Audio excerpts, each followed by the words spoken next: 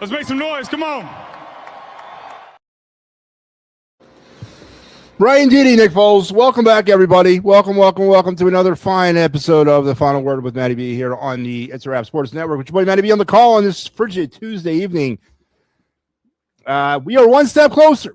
Yeah, I can taste it. And as the title of the show states tonight, Phillies. And that is what we are going to get into deep tonight. I mean, deep Phillies talk. Tomorrow, Phillies and with their pitchers and catchers, their first official team pitcher catcher only workout will be commenced tomorrow at whatever time down in Clearwater. They are hard at it as we speak, but tomorrow it counts. Tomorrow it's real. We have pitchers and we have catchers, and then on the 16th, full team workouts. And yes, Nick Castellanos is still on this baseball team. So tonight we're going to get into some deep Phillies talk because it's time. You know, we've messed around with it long enough. We've danced in and out of the topic long enough.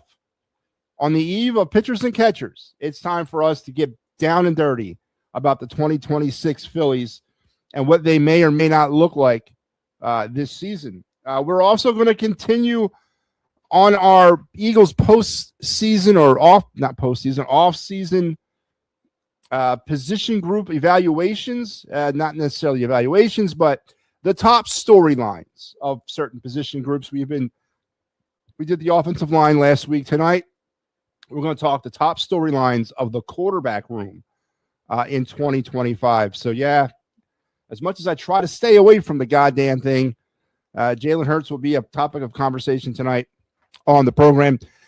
Your day in Philadelphia sports history, your of the night, and your card review, all of that fine programming rolled up into as long as we can get it through the airwaves and however long it takes.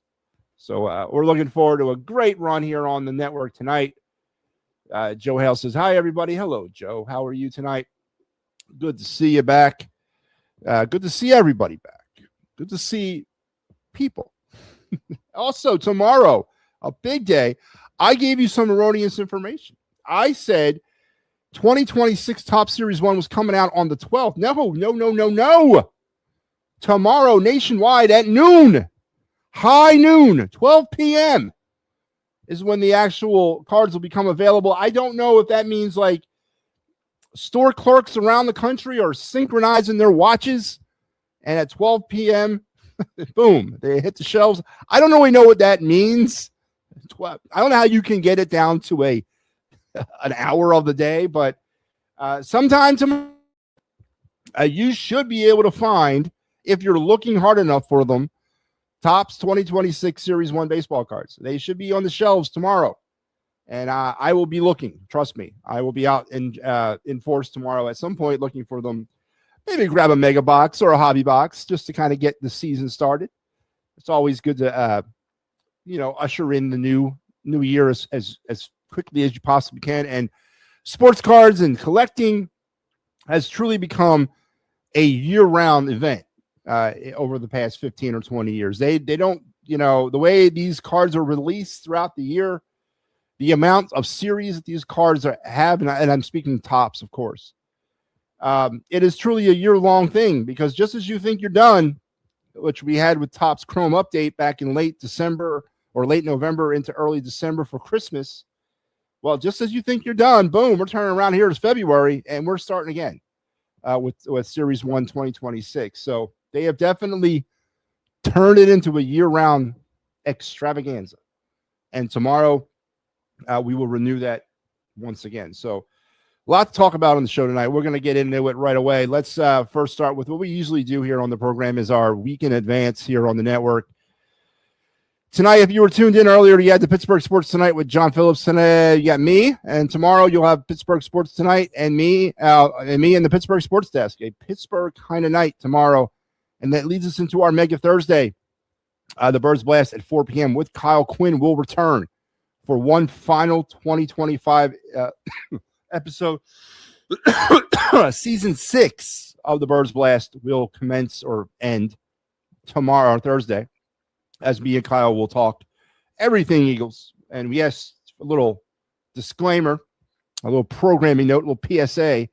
we are going to reopen some old wounds. And we're going to have to go back to that 49er game because I have not had the opportunity to talk about that game with Kyle. So we're going to reopen some old wounds and probably open some new ones as we put a bow on the 2025 Eagles. You also have maybe I don't know if the Pittsburgh Sports Show will be on Thursday. I think John's on the road, so I don't know if he'll do a Thursday night show. That's the plan, though, going forward, 4 nights of the week. But they will do the Gridiron Weekly, and then I will be back for one final night of the Final Word with MattyB until Sunday. On Friday, Al returns for the Philly Friday Frenzy. On Saturday, it's the best of the week of the SRF Sports Network. If you missed it this week, don't worry. We got you covered on Saturday as we'll replay everything in its chronological time that it was aired. So if you're looking for the Philly AM Sports Show that aired on Sunday morning, you can catch that at Saturday morning at 8 a.m. That'll be the first show you'll see. And then pretty much from that point forward, we run them sort of in order of how they aired. And then Sunday, we get it all started again with the Philly AM Sports and the Final Word with me. So chock full programming on the network, as always. And we are getting into that time of the year. We are maybe not that close to it, but the fight is final. Will return for its 5th season. The fight is final will return on March 26th, but we will do our 2026 Phillies preview show around the 22nd of March. Look for it then, and that will be live. That's a live episode as we'll come together, and you'll be able to see at least who we start the season out with as far as doing the show, because we'll all do it together. And then, of course, we'll break into our solo pods throughout the first half, come back together at the All-Star break again, and then come back together for dual episodes during the postseason. God willing, there's a postseason. So that is on the horizon, and a couple other things that we're working on. So always something to watch and see here on the It's a Wrap Sports Network. And please like, share, subscribe, do all those things that the kids do, and help me out, help me grow this thing. But all right, let's get into our day in Philadelphia sports history, because I do want to get into some Phillies, a lot of Phillies tonight. On this day in 1949, the aptly named Jumpin' Joe Fulks, one of the pioneers of the modern jump shot, Philly's own Paul Arison, gets some recognition here too. And among the first NBA Hall of Fame inductees, scored then record 63 points for the Philadelphia Warriors in a 108-87 rout of the Indianapolis Jets. Indianapolis Jets. I can say that I've never heard of that. So I guess in 1949 on this day, the then record for most points in an NBA game was set by Jumpin' Joe Fulks of the Philadelphia Warriors. Of course, that record would be broken by Wilt Chamberlain a little bit later on when he dropped 100. And then, of course, we've been having the race to 100 ever since. Nobody has come close to that. But on this night, the modern record was set, at least for a while, by Jumpin' Joe Fulks of the Philadelphia Warriors. And there you go. A very down and dirty to the point day in Philadelphia sports history. And that was brought to you by the great folks over at the Philly Friday Frenzy Show with Big Al. Big Al is your ferryman through your Friday nights of wrapping up your sports week. Make sure you check out. Give Al some love, man. Al needs love in his life. He does. I fear that he doesn't get enough of it. I fear that he lives his life alone in a cocoon, void of any sort of human contact.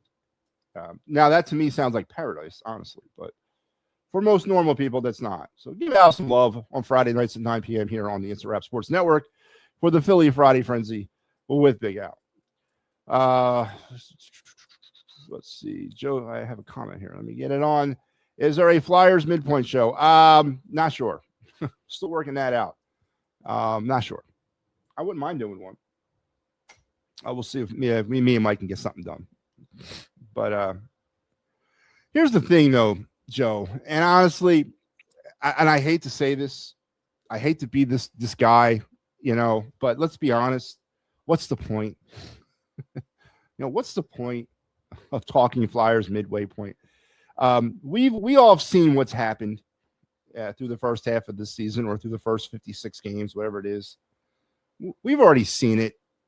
Do we have to sit down and rehash it So we got to talk about the obvious problems in between the net. We got to talk about the lack of center scoring. We got a lack of defense, the mental breaks, the slow starts.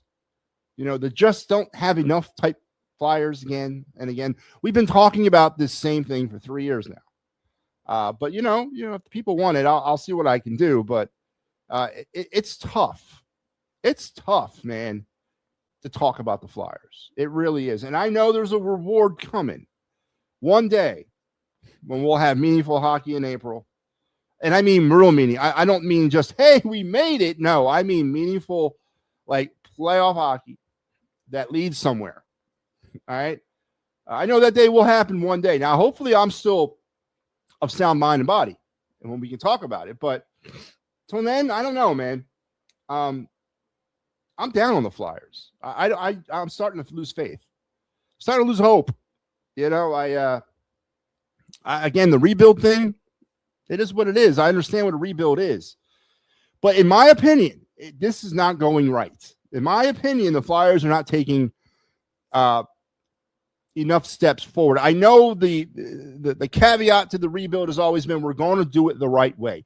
We're not going to cut corners. We're not going to shave points. We're not going to do it the wrong way. I get that. But if the right way, if we're using the right way of a rebuild model to mirror the Detroit Red Wings or to mirror the Buffalo Sabres or to mirror, say, Anaheim, I don't got that kind of time, man. All right. These teams have been in rebuilds for the last 10 years. I don't think any Flyer fan, when they accepted the rebuild, and I don't think any Flyer fan questioned that a rebuild was needed, but I don't think we were signing on for 10 years. Right. And I get it. It's the NHL. I understand the limitations there. I understand that there's not a slew of these generational guys growing on a tree, and you got to get luck. There's a sense of luck involved. But right now, what I see from the Flyers is absolutely no gambling ability. They're not gambling on anything. They are literally taking this thing one day at a time. And I get it. It's rebuild. But did we sign on for this? I signed on for a rebuild that was aggressive, right? I signed on for a rebuild that was going to roll the dice and take chances. And they're not doing that. It's literally a year after year, one step forward, maybe 2.5 back. But the product is the same that it was 3 years ago. We're nowhere closer to getting anywhere in this. We've evaluated players. We've decided that there's certain players that we don't want to be around or have here. We've moved on from them. But now we're on to another group. And they might have misevaluated the ones they left here because this group of players is not going to evolve much more than what they are right now. And again, am I the only one who sees that? And why MattyB assumingly or seemingly is trying to lead us down this very long road of, be patient, let it kind of take hold. Listen, Bobby Brink is what Bobby Brink is now, and he'll be what that is 5 years from now. You know what I mean? Owen Tippett is what he's now and what he'll be 5 years from now. I don't think there's any more evolution there with any of these players. And as far as the drafting goes, I think it's also time to understand or to face the facts. They haven't drafted well. They haven't. The Cutter Gauthier thing is really become a pain in the ass to think about how we got done dirty there or how the Flyers did him dirty or somebody did somebody dirty and then he's not here anymore. MattyB Michkov, I pride myself in understanding hockey, and it annoys me when somebody doesn't watch hockey. He wants to make a comment about MattyB Michkov and doesn't really understand the player. I've watched him in Russia for 2 years. I know what he is. He's incredibly gifted. He's incredibly talented, but he's also incredibly stubborn, right? And I'm not looking past what happened this year. I mean, the balls on this kid to show up to an NHL training camp in his second year, out of shape, and expect the world to open up in front of him is a huge red flag when it comes to character. And if you've ever been inside of a hockey dressing room and a hockey locker room, character is a big thing. And there's a bunch of trust that goes on inside that room. There's a bunch of trust that has to happen out there on the ice. And if you can't rely on MattyB Michkov to have the self-awareness to come to camp in shape, to continue battling for a job that he hasn't won yet, I don't, talent be damned. He's not that talented, right? And if he's not willing to work for it and to put the best foot forward, he's never going to be what we want him to be.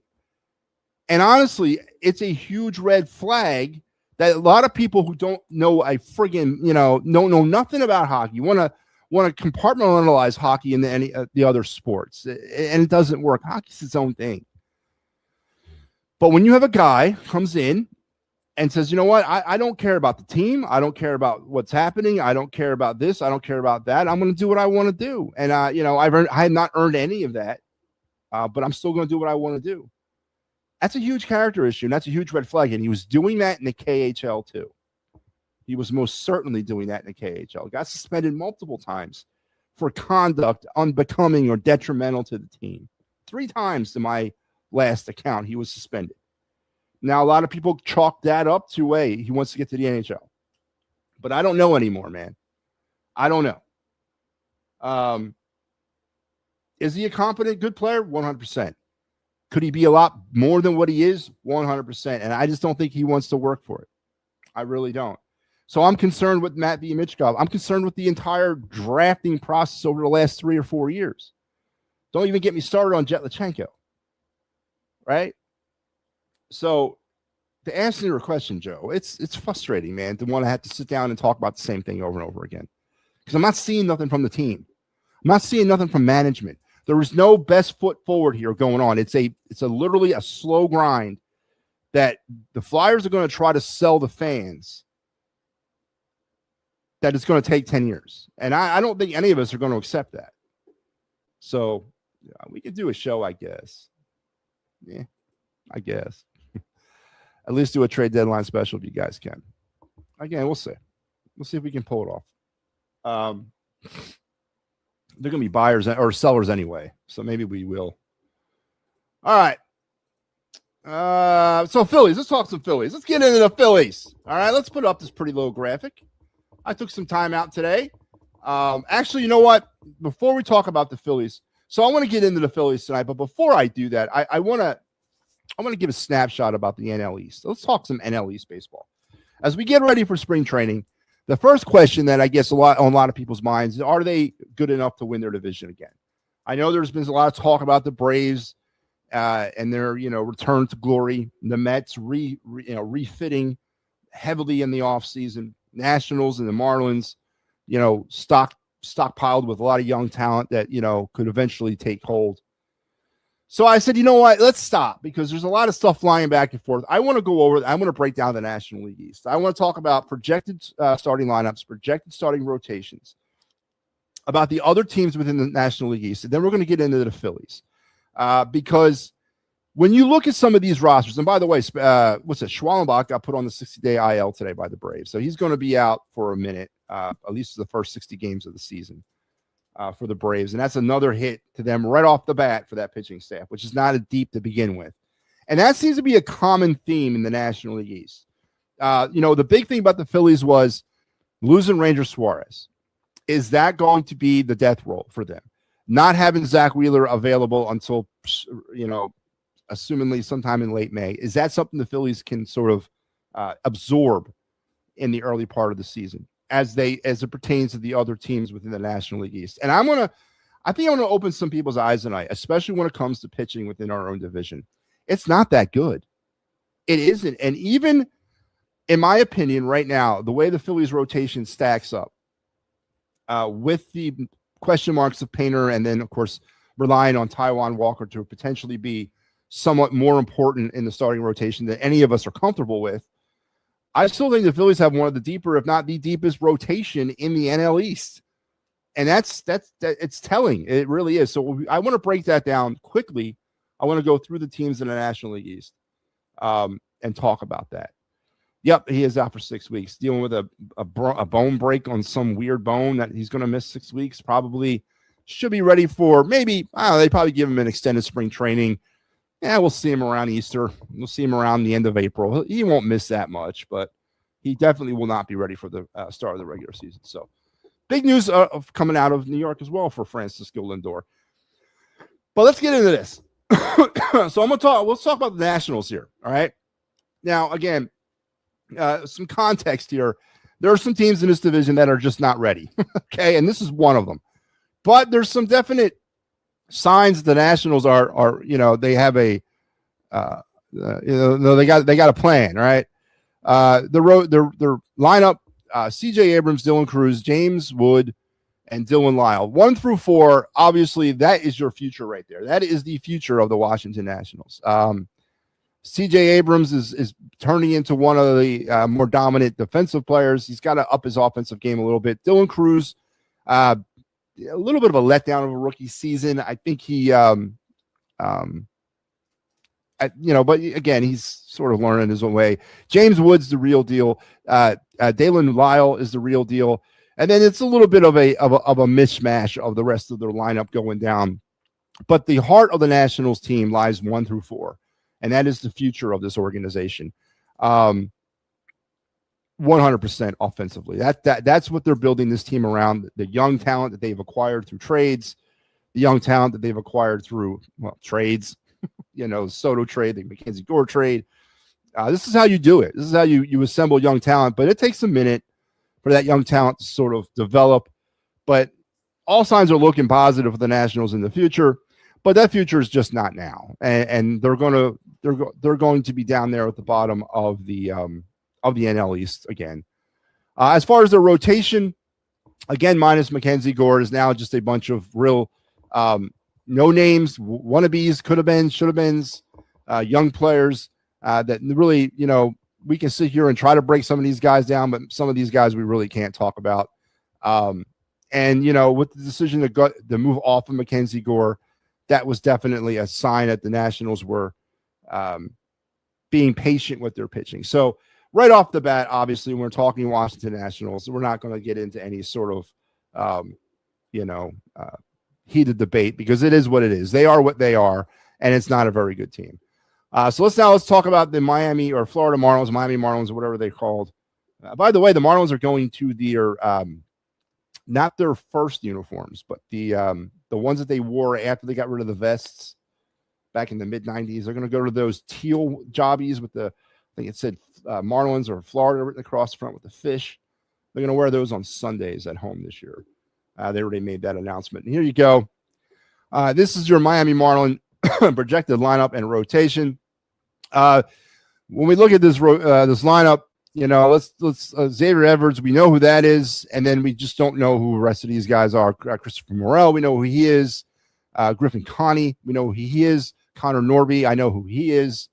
But again, this is a team that's very much so in flux as they try to build their identity internally, and that takes time.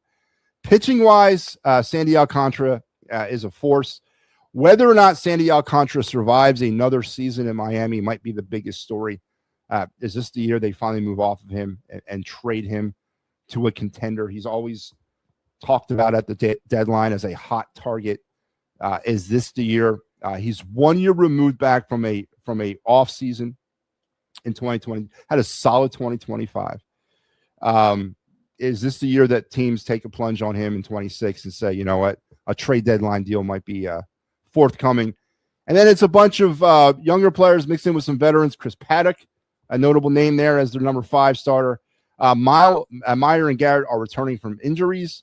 So it's again a very much what the Miami Marlins are, or the Florida Marlins are, a work in progress. And there's no question that right now, as we sit here in mid-February, you're looking at the Marlins and the Nationals fighting for 4th and 5th place within that division. I don't know if there's anything more to say about that. And if I've disrespected any Marlins or National fans out there, I apologize, but that's just a hard, cold reality of what we're dealing with here in the NL East when it comes to those teams. So now let's get into some of the heavy hitters. Let's talk about those hot Atlanta Braves. All right. So again, the Braves, a team that was beset with injury last year, just couldn't catch a break. Now we find out that Schwallenbach is now on the 60-day DL. They're calling it elbow inflammation. So that's a hit to that rotation, but a very formidable lineup. This is their projected lineup to start the season. Acuna, Profar, Olsen, Riley, Drake Baldwin had an amazing rookie season, came out of nowhere. Ozzie Albanese, Michael Harris second. Then you get Eli White and Marcusio Dubon. It's a pretty solid lineup, 1 through 7. And they can come at you at all different directions. And what I like about the Atlanta Braves is, and you're going to see this kind of theme with the Mets as well. You know, if we're going to make any sort of connections between the Phillies, the Braves, the Mets, who are obviously the class of this division, the Braves have kind of moved off of the power thing, right? These are hitters right here, 1 through 7, that have power. Acuna has power, right? But Acuna's a contact hitter. Jackson Profar is a contact hitter. Matt Olson is a power contact hitter. Austin Riley is a contact hitter. Drake Baldwin's got power, but he's a contact hitter. Albanese is a contact hitter. Michael Harris is a contact hitter. Do you see the theme here? The Braves, I don't think, are really concerned about hitting 300 home runs. They're concerned about moving runners along the bases. And this is what not scares me about the Braves. What concerns me about the Braves, the structure of their lineup versus the structure of our lineup. It scares the living Christ out of me. Now it all comes down to injuries. Can Acuna stay healthy? Can Olsen stay healthy? Can Riley stay healthy? Can Drake Baldwin continue to develop as a young catcher? Michael Harris has had some injury issues. So it all really comes down to injuries with the Braves. But if healthy, there's no reason to believe that offensively the Braves are going to score runs. Now let's go to their pitching rotation. Chris Sale, Spencer Strider, Ronaldo Lopez, Grant Holmes, and Bryce Elder. Competent, can keep you in games. They'll provide you enough on the mound if healthy. If Strider can stay healthy, Sale can kind of hold together for another year. That's a rotation that'll keep you around, especially when it comes to this lineup. So yes, the Atlanta Braves, if they can stay healthy, and that has been the big if with the Atlanta Braves over the past few seasons, whether or not they can stay healthy. But if they can, this is a team that concerns me because of the way they're made up, the structure of the team. They're not a one-trick pony offensively. And that's what concerns me. Obviously, the Schwallenbach news is pretty big. Holmes is dealing with some elbow problems. Lopez is returning from shoulder surgery, so there is some questions about the durability of that rotation. But offensively, they should be able to score runs. Now, whether they can keep the runs off the bases is going to be the big question with the Braves. So, yes, it comes down for the Atlanta Braves in 2026 with pitching. Do they have enough of it? And who's hanging out down there in Gwinnett in the AAA level that they're going to spring on us this year? What future Cy Young Award winner that nobody knows right now is pitching down for the Gwinnett Stripers in the AAA level that's going to find his way up to Atlanta and win 25 games this year? That's the big question with the Atlanta Braves, and that's a big wild card for them as well, that farm system of theirs. But the Braves will be a factor if they can stay together and healthy, but it's not something that they've been able to do very, very well over the past few years. All right, now let's go to the biggest rivals that we're going to face, and a lot of people are looking at as the potential, heir apparent to the National League East. And that is, of course, the Metropolitans. Lindor is on the 60-day IL, so that's going to change. Soto, again, this is a projected lineup. They're going to move Soto up to second in the lineup. Of course, we're minus Lopez. Alonso, this is what the Mets lineup could look like in 2026. Lindor when he's back, Soto, Bichette, Polanco, Luis Robert, Brett Beatty, Marcus Semien, who they brought in a trade with the Rangers, Alvarez, the catcher, and the youngster named Carson Bench a prospect that they may be given some opportunities to down there from Syracuse. This is a remade lineup. This is the Mets deciding they're going a different direction. You know, obviously when they lost the polar bear, they didn't necessarily replace his power. No, they didn't. They replaced him with a contact hitter in Bo Bichette, Luis Robert, who's a hitter, and Simeon, who's a hitter. That's basically who they use to replace the production or from the power from Alonso. I like multiple, functional lineups, man. And this is, again, what concerns me about what the Mets lineup might look like in 2026, what the Braves lineup looks like in 2026. And it concerns me because our lineup doesn't look anything like this. Our lineup is one trick only. And I fear, my number one want, need, desire in the offseason was the Phillies to infuse some young talent. Because I want a lineup that looks like this eventually. And looks like the Braves lineup. I don't want power bats all up and down the lineup. That's why the Bellinger, the Tucker, all the cries for those guys. Get the hell out of here with that, man. Give me Marcus Simeon, right? Give me Marcus Simeon in my lineup. Give me, I guess, Luis Robert if I could have signed him as a free agent, not had to trade for him, right? Obviously, give me Bo Bichette. These are the type of hitters that I want. I want guys that can get on base. Now, the big bugaboo for the Mets, it's the pitching. They went out and strengthened it with Freddie Peralta from the Tigers in a trade late season, or they signed him late. They signed him or trade for him. They traded for him. Nolan McLean, the phenom that came out of nowhere last year from the Syracuse Mets. Does he continue his progression into 2026? Clay Holmes, Sean Manaea, another year of him, David Peterson, and Senga. 1, 2, and 3. I mean, listen, does this rotation scare me? No. Does it look better than it did last year? Yeah, it does, with the additions of Peralta and Nolan McLean, if he is the real deal. If McLean's the real deal, then yeah, this could be a formidable group. Senga, can he stay healthy? Manaea, can he give you anything,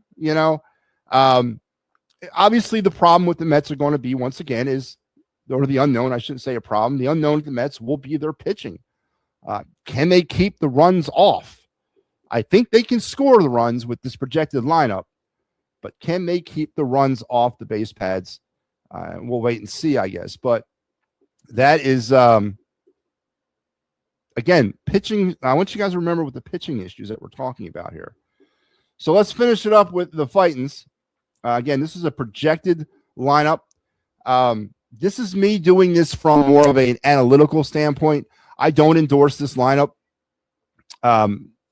I know you see Alec Bohm batting fourth there. I don't endorse that. No way I do. But analytically speaking, it makes the most sense. It does. I know. I hear it. I can feel it right now. I get you. But let's look at this projected lineup. Turner, Harper, Schwarber, Bohm, Marsh, Garcia, Stott, Realmuto, and Crawford. All right. Power laden, streaky ass hitters in the middle, a reclamation project in Garcia towards the back end. What are we going to get out of Bryson Stott? JT Realmuto, does he have anything offensively? And what are you going to get from Justin Crawford? Am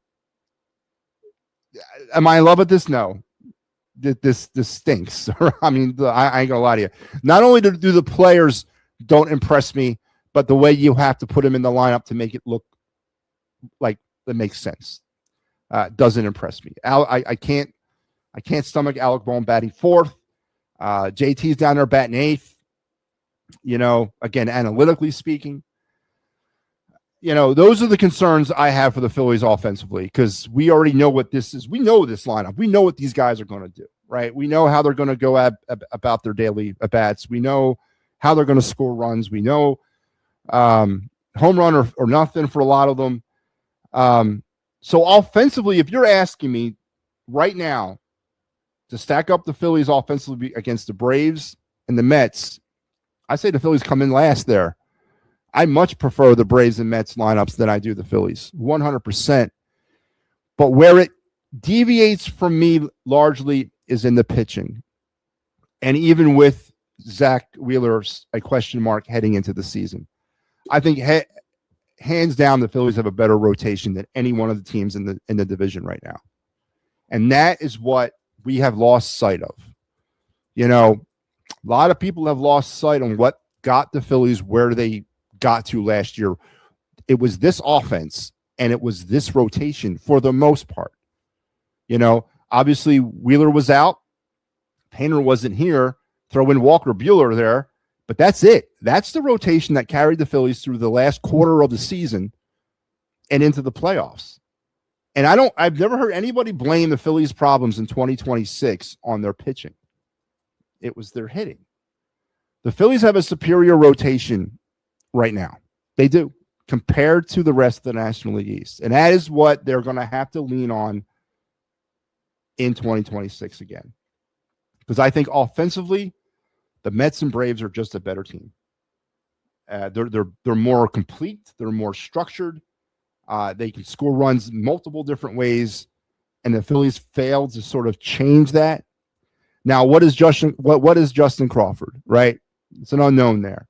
What is Garcia? What can he provide you? It's unknown. So there's some wiggle room there. And then you look at Kemp, you look at Miller. Those are unknowns. Raconis, whatever. You look at those individuals. Those are some unknown factors.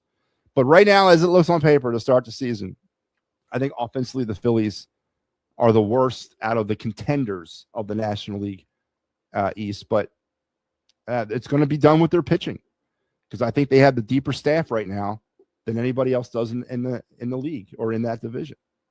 So I don't know. Are the phone lines going to be maybe? We'll see. What time? Damn, 38 minutes already?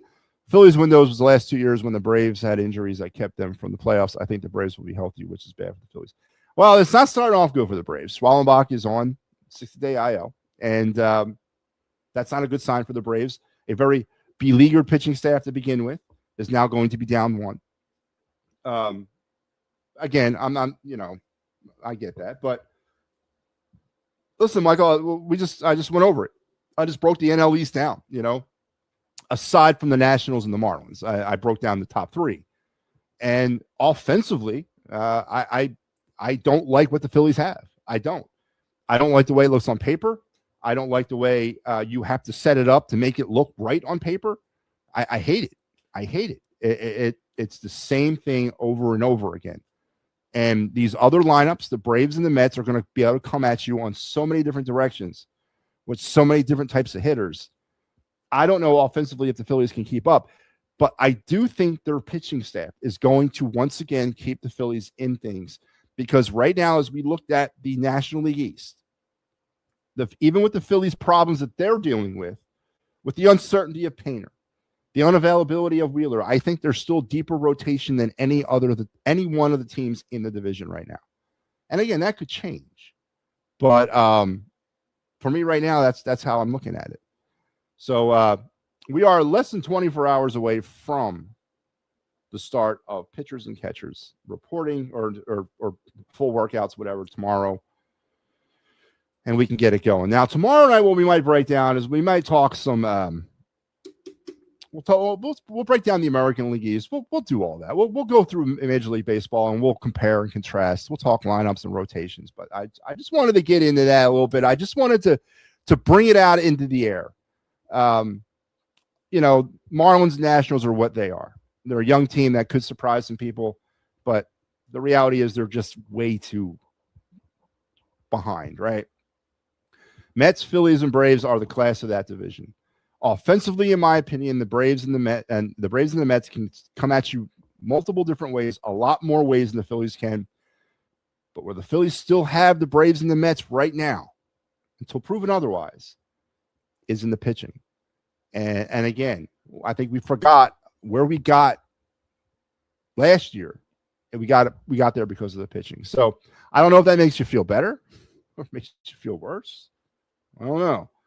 But that's how we're looking at it, in my opinion, to start the season. Can you open the phone lines tomorrow? I'm damn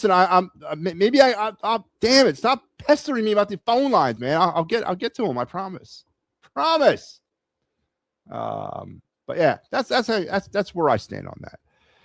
So please chime in there. Let me know what you think. We are literally hours away from the official start of workouts in spring training. And we broke down the National League East. Tell me what you think of my projections.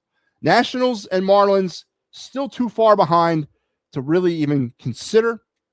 Phillies, Braves, and Mets, class act of the division. Braves and Mets have a better offense on paper than the Phillies, but the Phillies pitching is, to me, superior than the Braves and Mets right now. So please tell me what you think. But there you go. All right. So the phone lines are open. If you guys want to chime in, you can. Just wait for it to pop into your room. You know the drill. Click on the link. It'll put you backstage. I'll put you on stage. So phone lines are open. And one last little segment before we take some calls. I do want to transition now back to the Eagles because we are breaking down the position groups. We broke down the offensive line, talking about the top storylines of 2025 by position group. We did the offensive line about 10 days ago. Tonight, we're going to transition to the quarterback room, the much maligned quarterback room of the Philadelphia Eagles in 2025. And what were the top storylines of that room? Well, the top storylines were two of them. Team first or limits reached, trade chip or future starter. That's really the biggest storylines coming out of the quarterback room for me. Obviously, with the issues surrounding Jalen Hurts, or the not issues, but the allegations that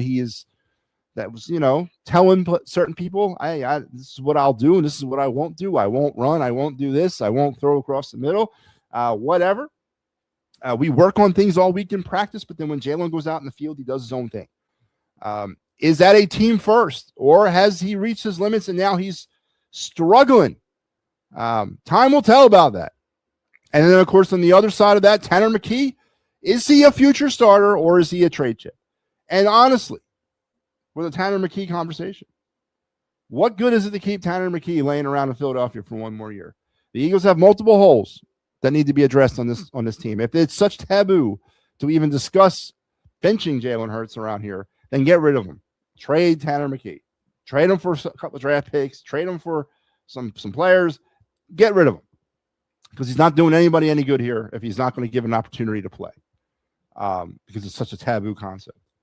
But pretty down and dirty. And then a third storyline would be, is it time to draft a quarterback high in the 2026 draft in order to either replace Tanner McKee if you trade him, or to push Jalen Hurts back into the light?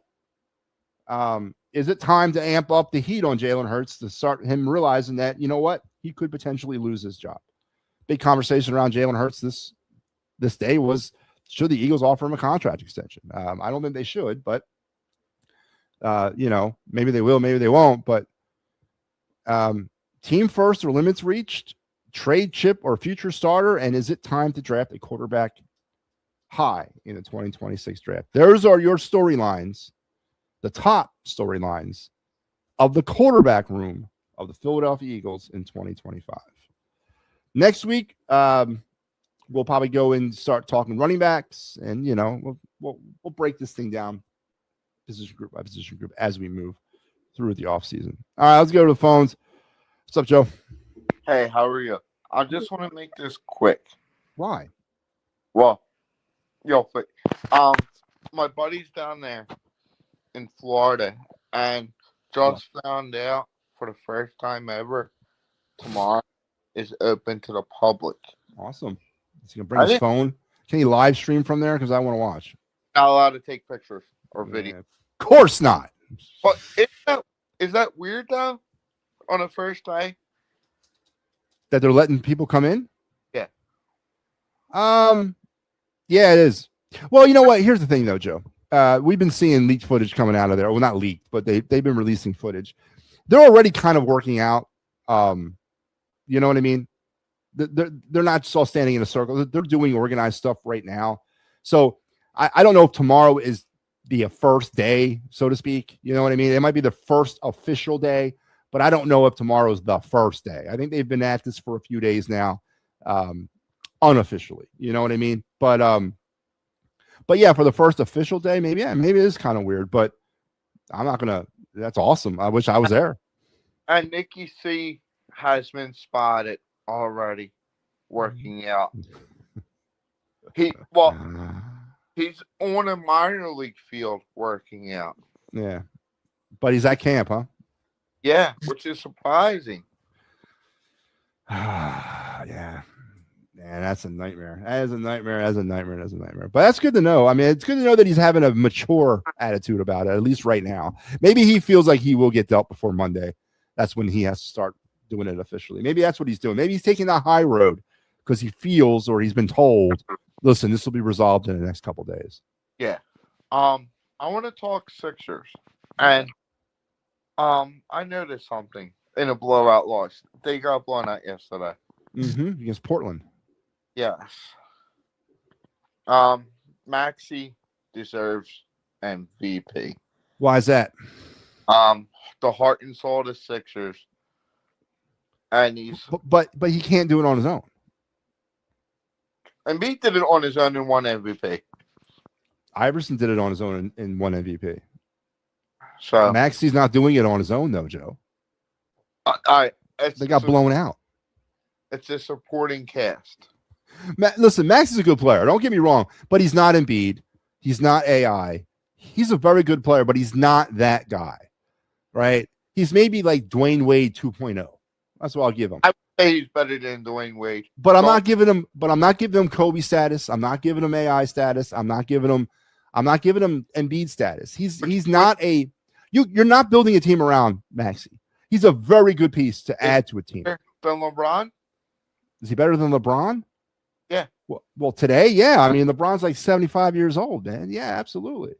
But was he better than LeBron when LeBron was 19? No. No. Okay. No. Come on, Joe. I don't like Nick Nurse as coach. Yeah, I know. Listen, Kyle Lowry with a lot of minutes last night. Is that in direct, reflection of the McCain trade? Is that why Kyle Lowry's actually asked to play?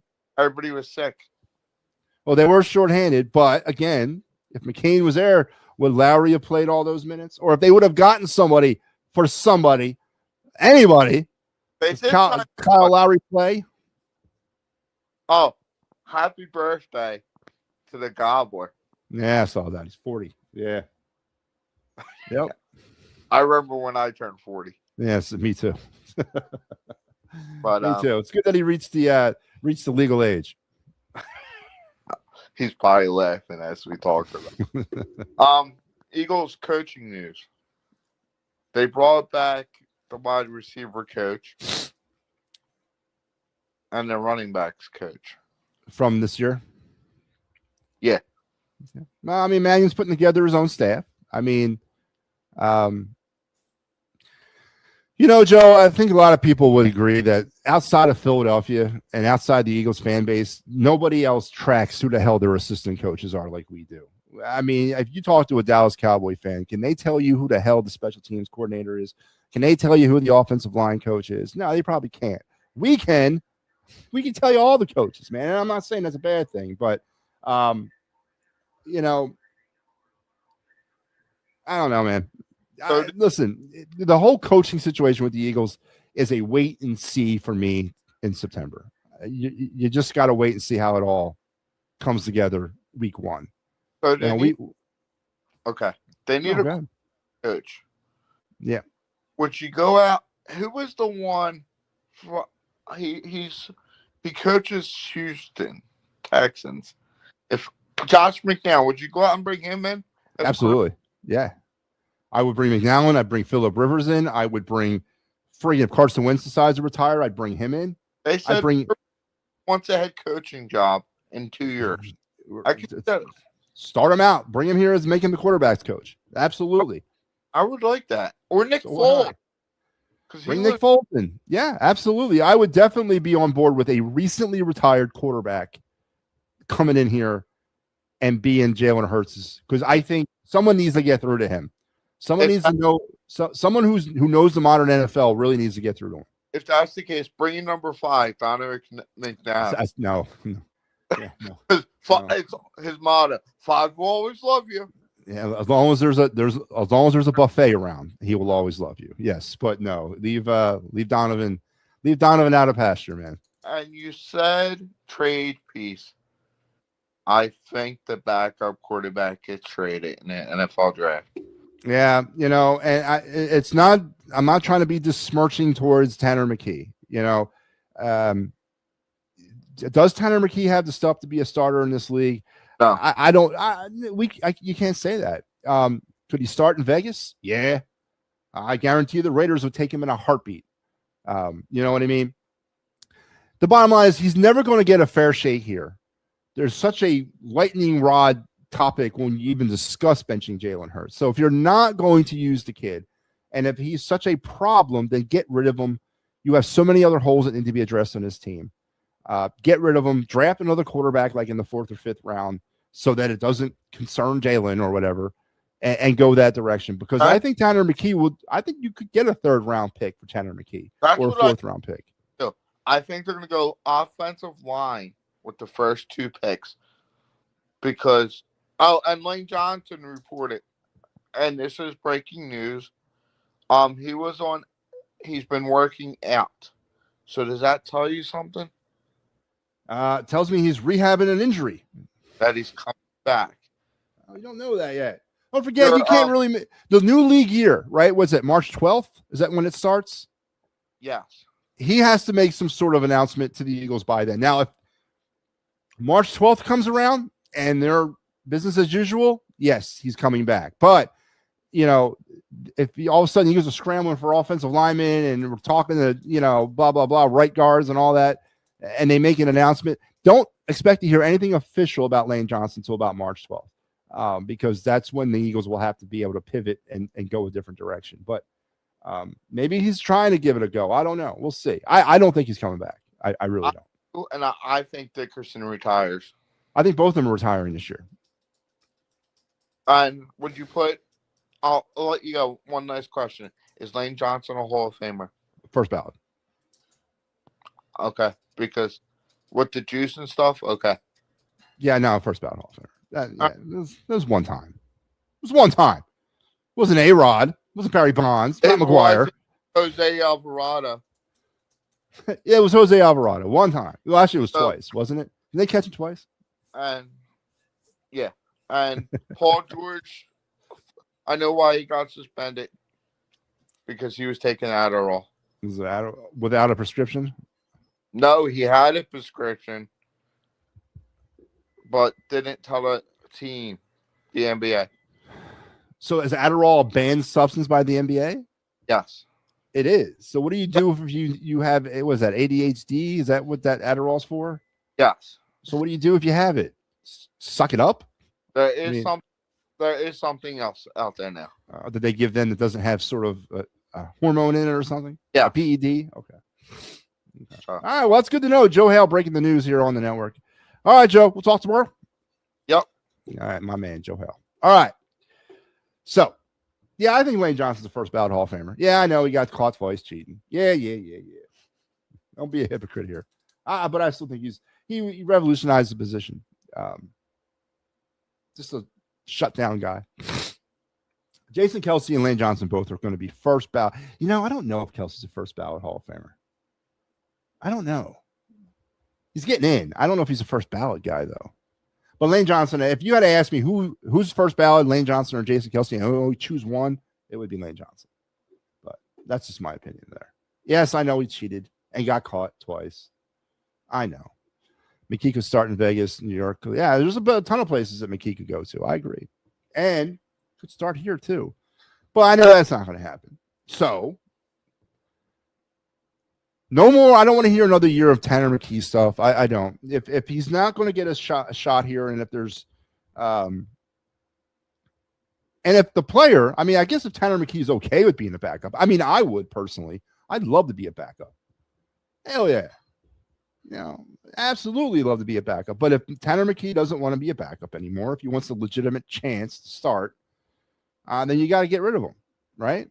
And you got to shut down all that nonsense about the McKee thing, And we are in a position that we need as many assets as we can get heading into this offseason. And if you can pick up a 3rd round or a 4th round pick for him, go ahead and grab it. And then draft a quarterback with that pick, to sort of groom under Jalen Hurts, because that guy might be the guy that has an opportunity a couple 3 years from now to start. But the top 3 storylines of the quarterback room in 2025 for the Eagles was, Jalen Hurts. Is it, is he a team first guy, or is this, or is this it? Is this what he is? And Tanner McKee, play or trade. So I agree, though. I think it's time to move off McKee if you're not going to give him a shot. Absolutely. Peppernick, what's up? Hey, what's up, Matty? Yeah, I'm listening to you about Lane Johnson. Yeah, he should get in there because, if they let Ray Lewis, who's the only one with blood on him, get in, he can get in there. Ben Roethlisberger's going to get in there. He roofied a bunch of women, so he'll get in there anyway. Good point. That's a very good point. But man, we have fallen. I think Jason Kelce. I actually think Jason Kelce is a first ballot Hall of Famer. I mean, I do. I mean, I actually think he's a top 5 center of all time. Listen, I'm not against it. I do think he'll get in. I don't know if he's a first ballot. Was Jeff Saturday a first ballot Hall of Famer? I think he was better than Jeff Saturday, personally. Yeah, I don't know. Jeff Saturday personally, I do. Good. Yeah. I don't doubt that Kelsey's not a Hall of Famer. He is, but first ballot, I don't know. I think they both are, but I mean, it's like anything. As long as you get in there, it's all that matters. Unless you're Bill Belichick and they really screwed you for no reason at all. Yeah. But now, I saw this heading. It said the Phillies have announced that Zach Wheeler will not be ready for the start of the season. Yes. Why would they announce that when the dummy upstairs already came out and said he wouldn't be ready till May 28th? He gave his exact date. He did that back in November. He said that. Yeah, something don't smell right in Denmark over there. Something don't smell right. Man, you're right. A lot of people don't pick up on those things, but I picked up on it, and obviously you picked on it. He said a date back in October when they did their end of season. Dombrowski said May 28th. He said it. Go back and look at the tape. He said May 28th. He's standing on a pitcher's mound somewhere. Yep. Yeah, you're right. Why are they? And then the Braves. I hope the Phillies ain't are hinging on the Braves to be hurt for the 3rd year in a row. I mean, if Lindor's out, okay, maybe by luck they get second place because the Mets are going to fall apart. You know what I mean? No, Peppernick. Here's the deal, and I'm looking at the Braves. I got the Braves graphic up. Acuna, Profar, Olsen, Riley, Baldwin, Albanese, Harris, White, and Jabon. That's 1 through 7. That's a solid ass starting. That's a solid lineup. They can come at you in a lot of different ways. Now here's our starting: Turner, Schwarber, Harper, Garcia. Wait a minute. Wait, we're not done. We're not done. Bomb, Marsh, JT. I mean, and our contact hitter in Crawford batting 9th. I mean, yeah. But listen to this. This is the Braves' projected rotation. Schwallenbach is on the 60-day IL with elbow inflammation. You know what that's Greek for, right? That's potential Tommy John problems, right? We can read between the lines there. All right, so you got Schwallenbach on the IL for 60 days. Sale, Strider, Lopez, Holmes, and Elder. That is the 1 through 5 rotation projected for the Braves. Now Strider's coming back. He's still battling his way back from Tommy John. Sale is getting. Is Chris Sale not 105 yet? I mean, how long has this guy been pitching? Grant Holmes, Lopez and Holmes are solid guys, but they're about 3, 4, 5, 4 ERA guys, and Bryce Elder is the younger version of that. They're going to score runs, but can they keep the runs off? Is what the problem will be with the Braves, and it's the same with the Mets. Don't you agree? Well, it's the same issue with the Phillies. Sanchez, Luzardo. I disagree. Sanchez, I think the Phillies have the best Luzardo. rotation in the division. Okay. Well, Sanchez, Luzardo, and then tell me who's picking up the slack after that. So it'll be Sanchez, Luzardo. It will be Nola. It was Sanchez, Luzardo, Walker, and Painter. Yes. Painter. Okay, so we're putting our eggs in that Nola's going to come back. We're putting our eggs in what we know we're getting with Walker, and we have an unknown in Painter. This is the rotation that took us to the playoffs minus Painter. Yeah, well, did we get past the first round? Yeah, but no, we did not. But was it the pitching? It's a team thing, man. I mean, that's how I look at it. I get it, but they all 106. Listen, I don't like our lineup.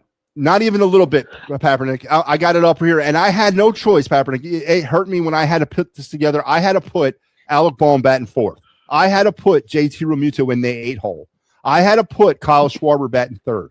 I had no choice but to do that. No, Garcia's going to bat fourth. You think so? They're expecting. Yeah, because he's hit 30-some home runs. They're banking on him to somehow hit at least 25 home runs this year. So he's going to bat fourth. But to get back, what I'm saying is, the most important pitcher on this staff is Aaron Nola. If Aaron Nola does not come back, they're done.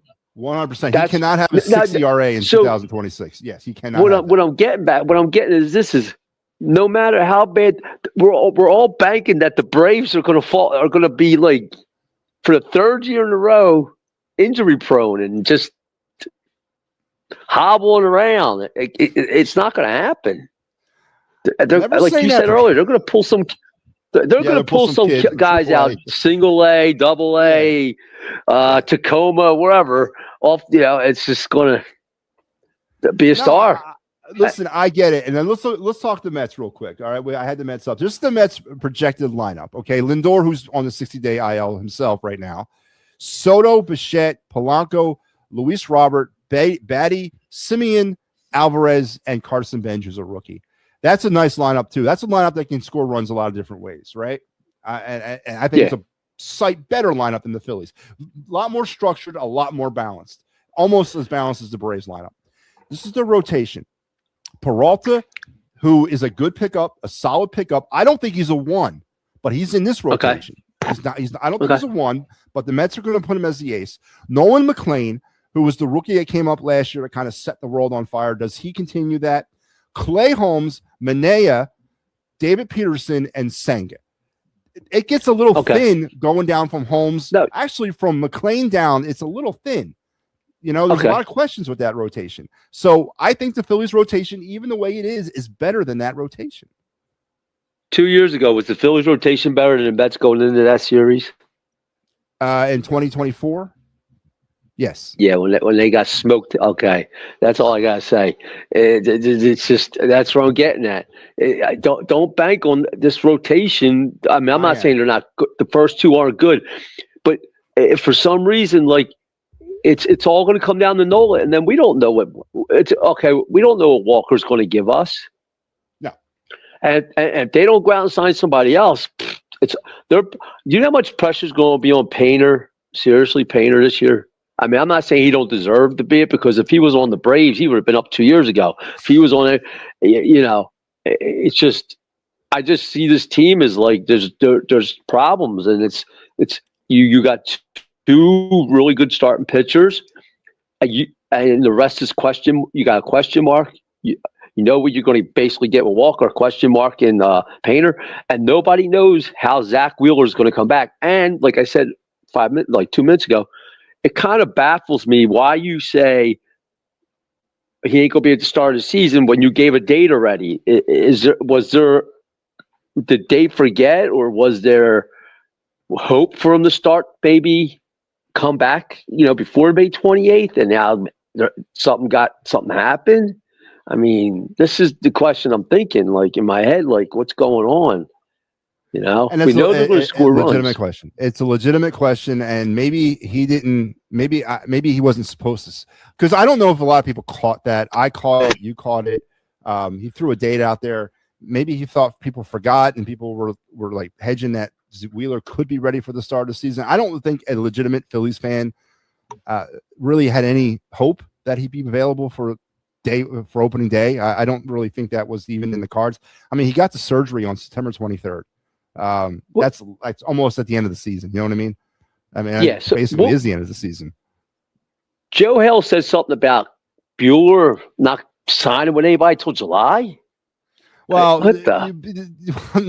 Oh, that's Bueller like doing what's that friggin' what was that Namakasu type move where he's he wait did till the what Roger trade Clemens deadline. did. Yeah, yeah, yeah. What I mean? He did what Roger Clemens did before. I think Roger did that. Yeah. So. Well, I'm telling you, I don't. Look, I think the Phillies should just. Paul, go after Paul Skeens. Why not? Just trade it all, man. You want to talk about a rotation that could carry you to the World Series with Skeens, Sanchez, Luzardo, Wheeler coming back? You name me a top four then. Who's better than that? That'll carry you straight to the World Series. Would you do this? Crawford, Miller, Painter, Raconis, Bohm, Castellanos for Skeens? No, I think Aiden Miller you'd have to give up. I think Miller you wouldn't. I think Miller, maybe Painter. What Miller, Painter, Crawford for Skeens? Would you do Miller? I don't know about Crawford. I think you can get around Crawford. You might be able to give up over Cones, maybe. I think they're going to want to. You know what? You might somehow be able to get rid of Baum, but you don't have a third baseman. That's the problem. I mean, they might take Baum because they need a third baseman. Yeah, they do. I mean, unless you could trade Stott and maybe he plays third for them, and you could put Sosa at second, you can platoon. But I don't want him to go after the kid from Detroit because he didn't sign with Detroit, so there's a reason. He's a free agent. He's going to want his money. Paul Skeens. He's getting paid next year. He's getting paid. That's what I'm talking about. And you don't have to pay Skeens for a couple years. But do you know about? Check this out. Guess who has the number one minor league system in all of baseball? Dodgers. Yes. Just think about this. They could trade whatever they wanted for Paul Skeens and not lose a beat. What about this? What about Skubal being with the Dodgers next year? What about a potential Skubal, Skeens, Ohtani rotation in 2027 for you the might Dodgers? see 2 of the 3. You might see 2 of the 3. But what I'm saying is that this is the problem with the Phillies. The Phillies don't get their players up here, and then they don't have players back there like the Braves, and then to be able to trade away and still have good players. They've never had a good farm system, So I think you got to. I don't know if Pittsburgh's going to trade Skeens, this year, but he's going to ask to be traded. He is. He's going to, and the Phillies ain't got a shot. They got 5 years left of team control, but he's arbitration eligible. He's arbitration eligible at the end of 26. So he's arbitration eligible for 27, which he'll get money out of that. But you're right. Pittsburgh's cheap. Are they really into winning? Are they going to want to do that? Do they figure they can win in the window of 5 years with Skeens, or is it better for them to trade Skeens and plus up minor leagues or whatever? It's a very interesting problem to have. But the answer. And remember the CBA. And the CBA is going to change. So if I was Dombrowski, I would pretty much give up everybody for Paul Skeens. I would gut the minor leagues for Paul Skeens. Well, absolutely. That's what I mean. Maybe you can maybe they take on a Castellanos and that you just pay the contract. You know what I'm saying? Yeah. You just put them in there. Yeah. But I think you could keep a Crawford. You know what I'm saying? I think you'd have to give up a Miller.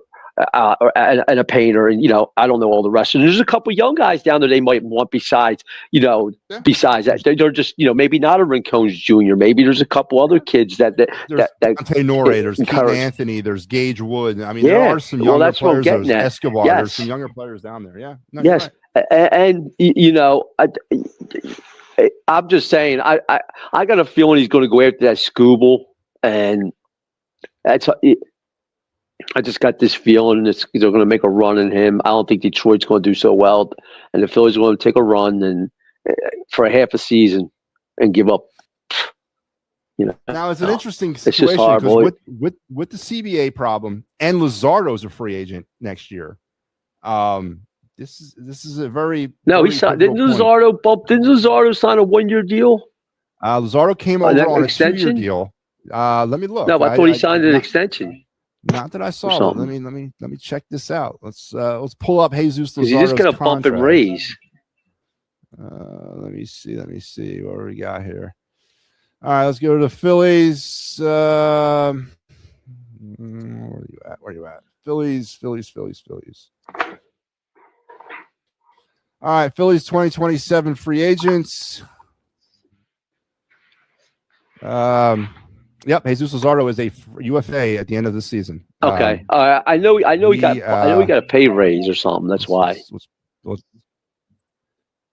Let's take a look at what his contract was. So Luzardo signed a 1-year contract with the Phillies for $11 million. It was his arbitration. So this was his $11 million. This was his final year of arbitration. So but he was under team control. He would have played for the Phillies anyway. But yeah, he's a UFA next year.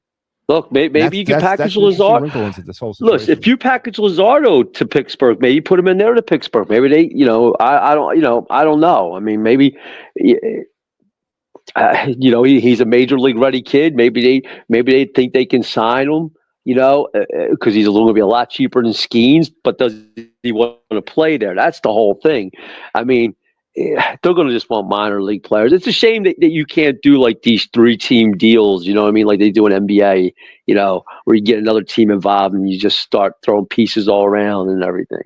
But I mean, they can do that, but you're right. It's very hard. Nobody wants to play ball. You know what I mean?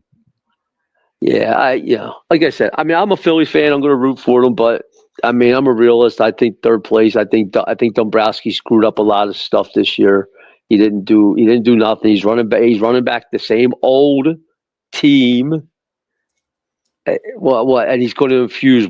We're hoping that Rincone's getting in there. If he don't, he's going to infuse one young starting player. I mean, not everyday player in Crawford. That's it.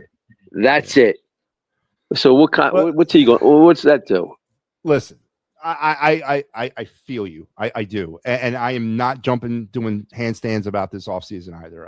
You knew what my plan was, and I wanted to get younger. I wanted to get more versatile. I didn't want to have a masher lineup. I don't want my number 4 hitter.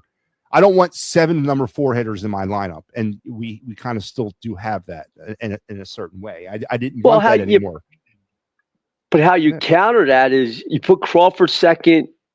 I don't care. Schwarber third, Harper third, Schwarber fourth. You bang them guys down a little bit. So we know Harper can get on base, and we know that Crawford can get on base. We know Turner can get on base. I mean, even if you don't put Crawford 2, maybe bomb 2, and you just move them guys down because they're all going to feed off each other.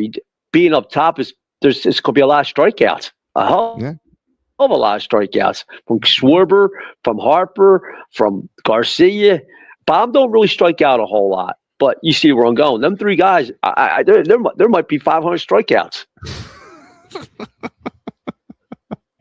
Well, I mean look, the Phillies if they do over 150, yeah, but what I'm saying with them 3 guys, if they strike out even 150 times each, that's 450. Yeah, no, listen, you're right. And we've seen, and the other part is we've already seen how this works. We already know how this is going to play out. There's not going to be this great, rejuvenation and a great change. We know what Alec Boehm is. We know what Kyle Schwarber is. We know what Trey Turner is. We know these guys. And that's the most frustrating part about it because we know what they are, and it's not enough come October. And it's been proven year after year. Yeah. Here's the question: is Schwarber going to be hungry? Now I know he's been constant since he's been hitting home runs, but is he going to? You know what I mean? Getting that big contract, is he going to come back with the same flair? Well, Saquon Barkley didn't, and he got a contract extension after a big season. I don't expect Schwarber to hit 56 home runs. I do expect him to hit between 39 and 45. I still expect that. Yeah, that's acceptable, right? But anything less than 39, no. But he's got to get. No. He's got to. If he gives me 39 to 45 home runs and only gives me 100 RBIs, that's an unacceptable thing. But it's not his. Well, I shouldn't say it. It is part of his fault because he don't want to bat lower, so he's not going to get the RBIs that he should have, and that's his own fault. And that, like I tell my buddy all the time, I don't know if he can win an MVP, but if he batted 4th, and I think. If he batted 250 and hit 45 home runs and bagged in 140 RBIs, I think he wins I think he can win an MVP. I mean, he banged in 132 RBIs last year, batting in the 2-hole, wherever the hell they had him, and he had 132 RBIs. Can you imagine he batted in the 4-hole last year? He might have driven in about 160 runs, man. You're right, yeah. That's where I'm getting at. Like, I mean, I think even batting 250, he'd win an MVP. But I agree. You got this guy running the team, and then you got all the players that just tell Robbie no, and he just goes with it. Maybe Mattingly. Look, I'll leave it with this. Hopefully, Mattingly's running the team, and Robbie's just the face, just standing there, and he just looks at Mattingly. Well, no, maybe Mattingly does the Chip Kelly thing with his fingers. He just whips up a number 2. It's a signal. Robbie knows what that means: a 1, a 4, a 5, a 6. You know what I'm saying? And Robbie don't have to manage really. Don's managing the whole team. Yeah. Hey, I'll be okay with that. You have a good night, Matty. Yeah, you too, Kaepernick. Oh, happy belated birthday. You told me happy birthday last night. Now you're doing happy belated birthday, man. Everybody's just like forget. Get out of here. Oh my God. Can't even be nice to the guy. I ain't good guy, man. All right. I'm saying happy belated birthday. Yeah, I know I said happy birthday last night. I expect April 24th is my birthday. I expect a happy birthday and a belated one on the 25th. It's common courtesy, goddammit. Eagles keep A.J. Brown and Tanner. Yeah. I don't know. I don't think they keep either one. Kaepernick brought up some good points. And as I said, we broke down the NL East. It was time. It was time to get it all out there and to see it in black and white. It's time to really wrap our heads around it. And yes, the Mets and the Braves have a more versatile lineup. They have a more offensive, potent lineup. They can come at you and beat you a lot of different ways at the plate. The Phillies can't, right? We already know that.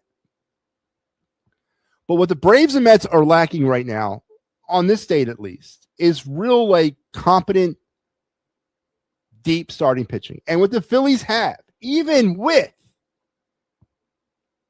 the uncertainty surrounding Zach Wheeler, the uncertainty surrounding Andrew Painter, can Aaron Nola continue to sort of, he was starting to figure it out a little bit there towards the end of the season, and it was solid in the playoffs.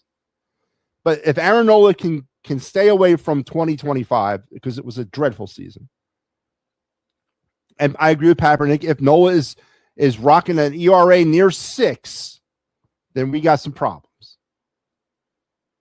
But still, with all that, I think the Phillies have the best rotation in the National League East today.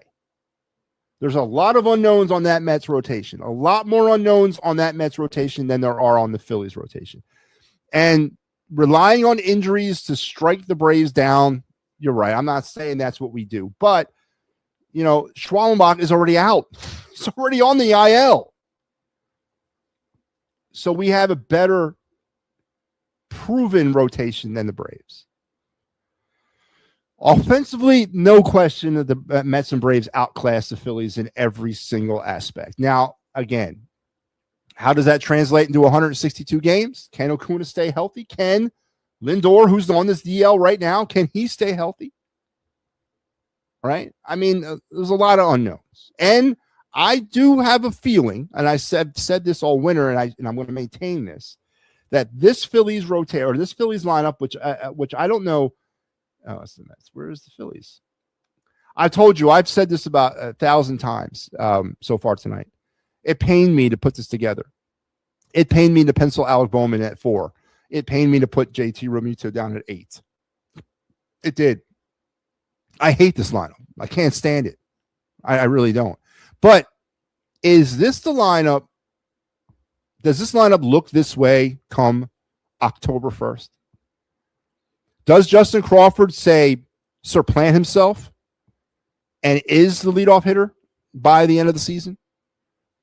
And we got Turner batting second. You got Harper batting third. Everyone's pushed down one in the lineup. Does Aiden Miller crack the lineup and maybe he's batting 9th by the end of the season? Is Gabriel Raconis Jr. your new right fielder by the end of the season? And he's batting in that 7 hole. You move Realmuto up to the 6 hole. That's the lineup that I'm looking at. Maybe I should have did that lineup instead because that's the one I like. Right? That to me is a lineup that can go and put some runs on the board and score some runs in multiple different ways. I don't like the way this looks right now, and there's no getting around that. I'm not denying that. This has not been the offseason that I wanted, but I think it still has the potential to be the season that I want if things go right. If Justin Crawford can find his footing, if Aiden Miller wows the socks off the Lehigh Valley Iron Pigs in the first 2 months of the season, if Gabriel Raconis Jr. finally gets his chance, maybe he wins the job. Maybe he's that last bench piece that we need coming out of camp. Maybe Raconis takes the Weston Wilson spot instead of Dylan Moore. If he does that and he's part of the opening day, roster, that's a step in getting that lineup to where I wanted it to be. I wanted a complete DNA change of the Philadelphia Phillies. This isn't it. It's a little bit of a change, but it's not what I signed up for. But it's got the potential to develop into that come 1 October. This will obviously not be the lineup, just at a attrition rate by the end of the season. And I still like this rotation. I still will put this rotation as is now. I still like this rotation, even as it stands right now. Taijuan Walker's got to give me 4 innings every 5th day. That's all he's got to give me. 4 innings and give up less than 5 runs in those 4 innings. And we got a chance to win. I still like this rotation until Wheeler gets back. Then once Wheeler gets back, Walker's ass goes to the bullpen. I still like this rotation because this rotation has proven itself. It proved itself last year. Now, do you go out and sign a Walker Buehler, a Patrick Corbin, a Justin Verlander, who's going back to the Tigers, by the way? Do you go in and get a safety net? Yeah, you do. And they should sign another starter. And I think they will. But I still like this rotation. I do. And I think it's the best rotation currently in the National League East. As silly as that might sound, I'm not in love with the Mets and the Braves rotations. And then the Nationals and Marlins are what they are, right? Oh, man. Who has the best bench in the NL East? Hell do I know? Jeez. The best bench? I don't know. Who's the best backup catcher in the National League East? Who is that? I don't even know who the Braves backup catcher is. Damn, Joe. That was I'll bring you that question. We'll do a bench breakdown tomorrow. We'll break down. Give me 24 hours to figure out who the bench pieces are for all these teams. We'll do a bench breakdown tomorrow. All right, let's get into the of the night segment because we do have a Philly spotlight player to do as we're getting a little deep into the show.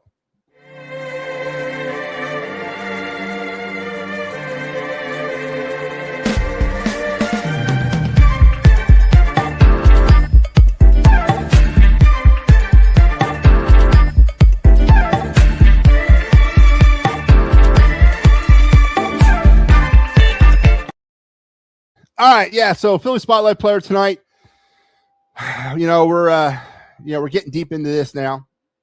My goal is to finish the spotlight players before I leave on the 18th or 21st. So I'm done with that, and I can concentrate on the NHL draft and the MLB draft and the Phillies prospect breakdowns as they will start. And we won't start breaking Phillies prospects down until about mid-April because we're going to wait. For one, I got to wait and see where these kids end up. I don't know what teams are going to end up in. And then we'll start breaking down we'll continue to break down the NHL draft.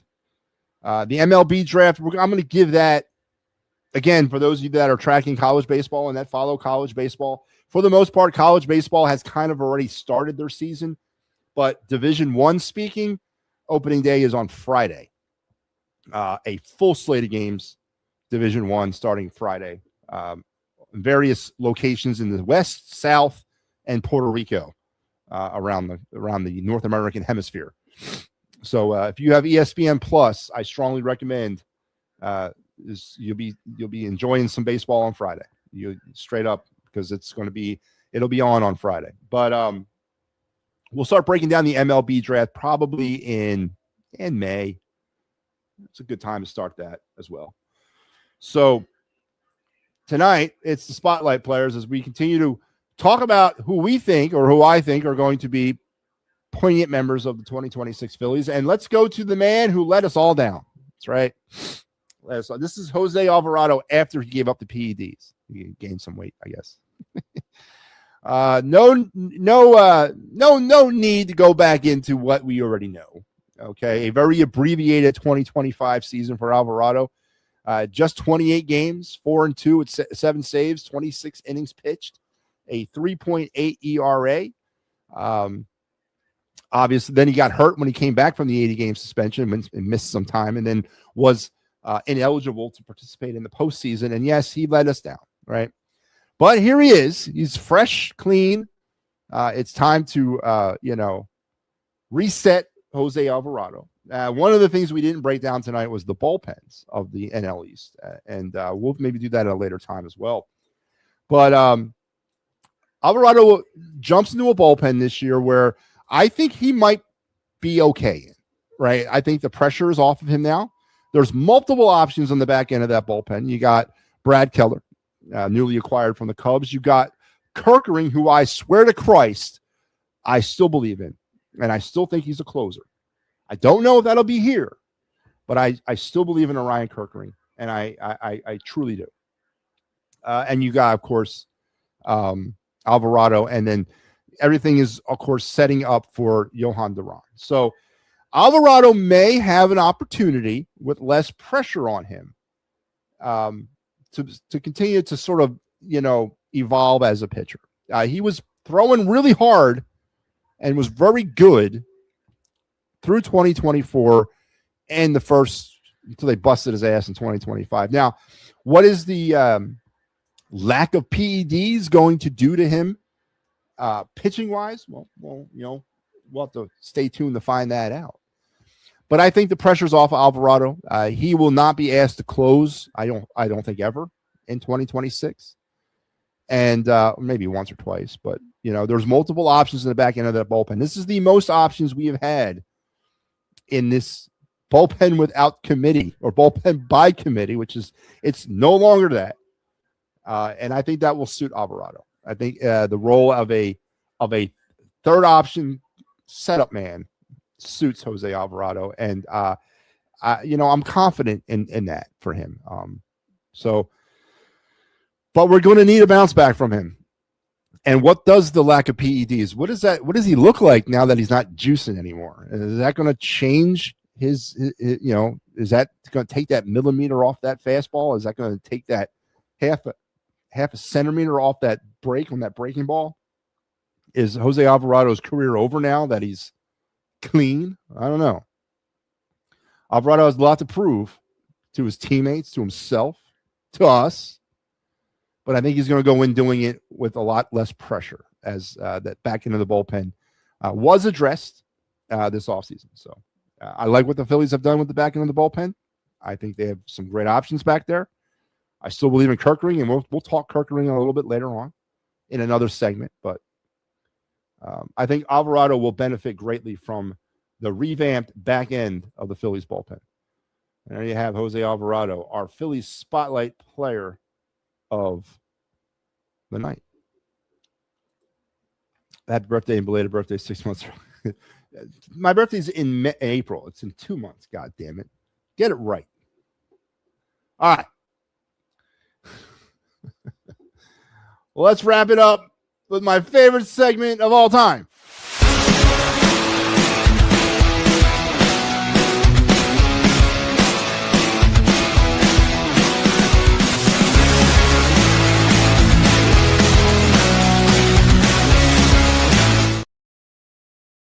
Yep, MattyB's card review in the house tonight. We talked about it earlier on the top of the show. Talked about it yesterday. Tomorrow at noon. Again, I don't know how this is going to look, so don't get mad at me if you're standing in the middle of Target tomorrow at noon, staring at your watch, and then at high noon, you don't see any baseball cards. I don't know how they can throw down a I don't know how this works. I don't know if it's synchronized around the country. I don't know how this works. But tomorrow at noon Eastern time, Topps 2026 Series 1 baseball cards will hit the shelves. And we're on for another collectible season. But tonight, we're going to turn the clock back to 1990. That's it. We're going to go way, way back, and we're going to go back into the wax pack era. We're leaving the digital age, and we're heading right back to wax pack. One of the final years of the wax cards. We're not even talking Topps tonight, man. We're talking Score baseball cards from the 1990 set. And again, a wax pack card. You know the wax packs. You know what I mean when I say wax pack, right? So when you open it up, it had the gum. You know, the wax pack. Cards today are all digitized. Back then, they were printed, and they called them wax packs. But that's what we're going to talk tonight, and we're going back to 1990, and we're going to talk one of the greatest pitchers of all time in baseball.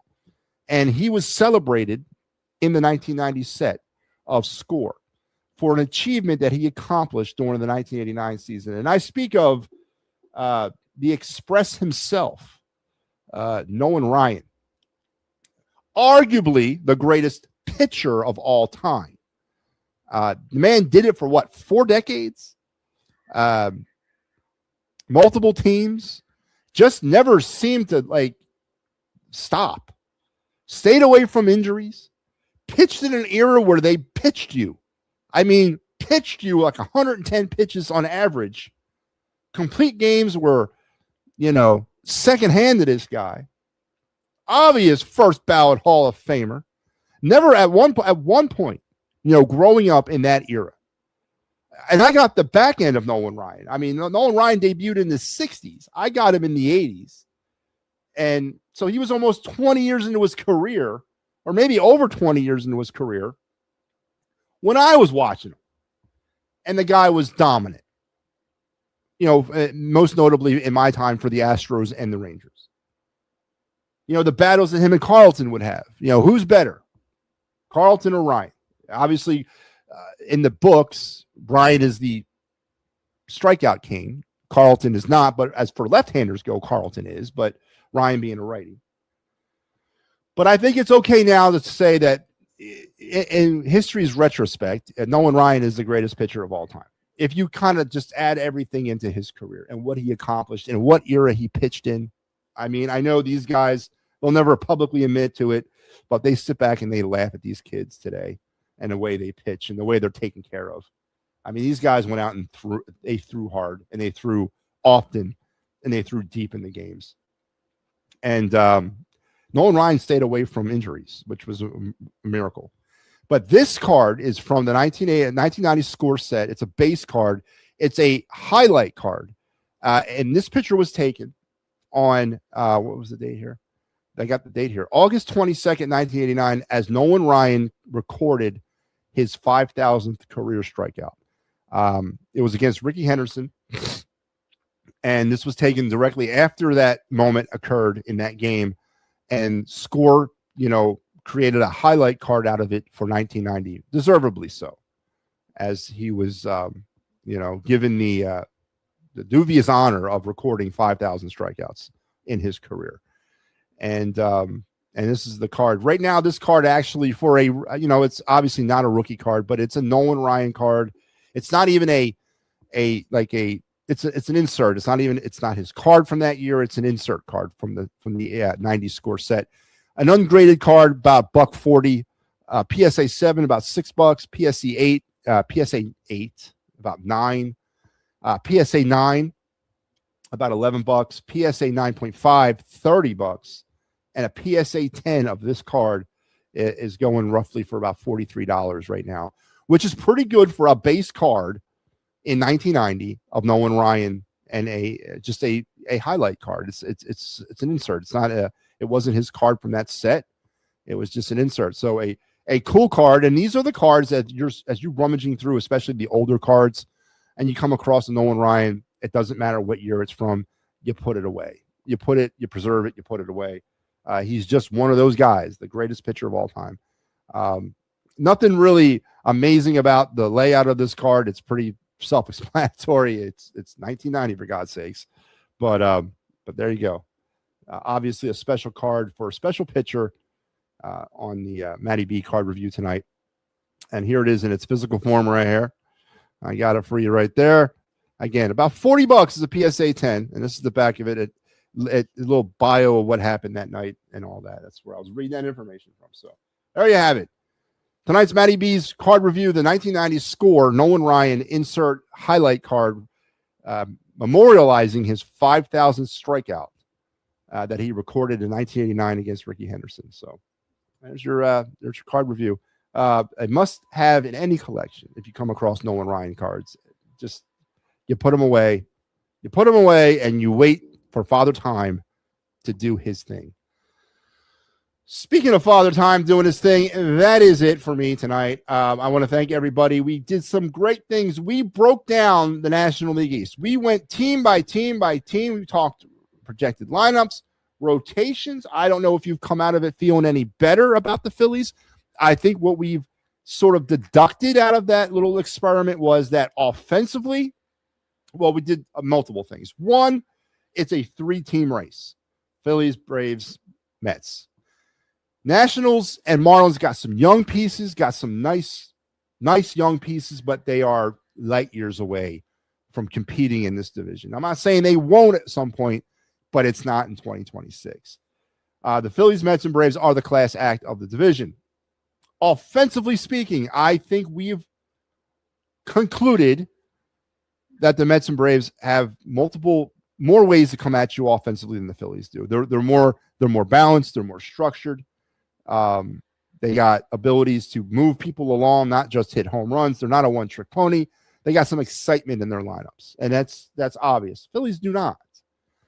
But where we got to when the rubber hit the road, or where the rubber meets the road, the Phillies rotation and all of its influx still is better right now than the Braves and the Mets. And that is what wins championships. It does. And right now, as we stand in mid-February, again, just hours away from the first official, pitchers and catcher workout down there in spring training, I think it's safe to say in the National East, at least, the Phillies have the better rotation. Again, even with all their problems. We talked about we did our key position, our position group storylines, top storylines of 2025. We talked the quarterback room of the Philadelphia Eagles, and we concluded there's 3 major storylines about that quarterback room. Jalen Hurts, is he team first, or are his limits reached? Tanner McKee, is he a trade chip or a future starter? It is time to make a decision about Tanner. And the third story being, is it time to potentially draft a quarterback, somewhat high in the 2026 draft in order to replace Tanner McKee if you're not going to play him? And those were your top storylines of the quarterback room of the Philadelphia Eagles in 2025. We did our other night segment. We did our day in Philadelphia sports history, our card review, and all that other great stuff. So we broke some really good ground tonight and accomplished some great things. Great show. Thank you, Joe Hale. I'm actually going to a card show next Saturday. That's good stuff. It's the time of the year for them. November through April are the card show times. And then after that, obviously it gets too nice to go to a card show, but this is the time to go. I'm actually looking for a card show in my area. I might go to one this weekend. I think there's one near me this weekend. I might go. Anyway, great to have you here tonight. We'll be back tomorrow night, midweek, as we get close to the end of another week here on the program. Baseball's back, and it feels good. Obviously, we want a little bit more of it, but, it's a stage, it's a process. So we'll talk tomorrow night. Until I see you guys then, I'm out of here. Have a good one.